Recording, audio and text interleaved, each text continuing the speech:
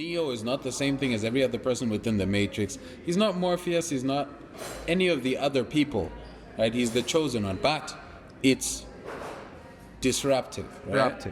Meaning he doesn't fit into the same rule sets, he doesn't fit into the same archetypes, doesn't fit into the same labels as the other people around him. You need to understand that you do not fit into the same labels and archetypes as other people around you, and you have a tendency to try to, because the brain, or like the mind rather, likes to solve problems. It doesn't leave something unsolved. So what am I? Am I the sports guy? Am I the smart guy in class? Am I the smooth talker? Am I a charming person? Am I the pretty girl? Am I the... Your mind asks itself these questions. And sometimes you need to add the other option, the option of being the glitch. And this will allow you to defy easily the normal standards, the conformity, the dogma, meaning the opinions of others, right? It allows you to defy easily this. It's important to understand that you are the glitch when you are the glitch, because it is equal to being the chosen one, in the way that Neo is the chosen one, in the way that the Avatar is the chosen one, the Divergent is the chosen one in that one movie, Divergent, which probably is a super niche reference. But it is important to understand when your power is to be a glitch, right? When you are the difference maker, and to find comfort in knowing to find comfort in knowing that you are the glitch, and to stop searching for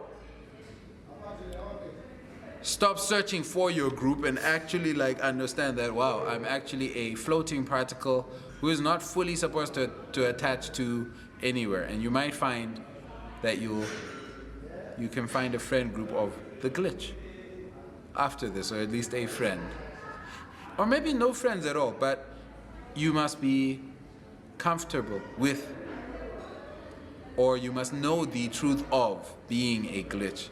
This will make you accept yourself, and that's sort of the core acceptance in life. Understanding that you're awkward in environments because you're special. There's no way. Steve Jobs was not normal, yeah? He used to like try to not bath so that he would have more time for working. Eat an all fruit diet so that he could have enough time for working and his sweat didn't smell. He used to wash his feet by flushing them in the toilet, apparently, or not apparently, but allegedly. You got to be careful of what people tell you. That's not always the truth. Don't just consume anything that you hear. That's called gullibility. Don't just eat it. Observe it. And also know that someone must dislike Steve Jobs. You know what I mean? But here's the idea. If you're the glitch, you have insane potential, but only if you accept that you're the glitch. If you're the glitch and then you try to fit into people, you actually squander your potential. Right? If you're the glitch and then you try to normalize yourself, what you're doing is you're not using the natural ability you've been given, or your natural potential. You're not using your natural potential, and you're going against your natural motion. You're moving this way and then you're going against the way that you're moving. You need to have gracefully that you are the glitch. Some of us are meant to shake up the world. Some of us are Muhammad Ali, and we mustn't conform.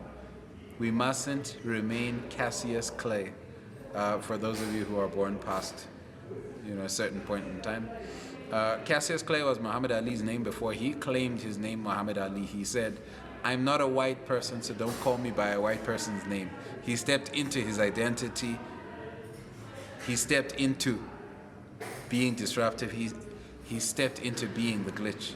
And this is what you need to do. You need to free yourself from conformity, free yourself from the shackles of society, free yourself from the chains, free yourself from the wish to be normal, and embrace the potential of being super. Because super and normal cannot coincide. You're above everyone. Have it.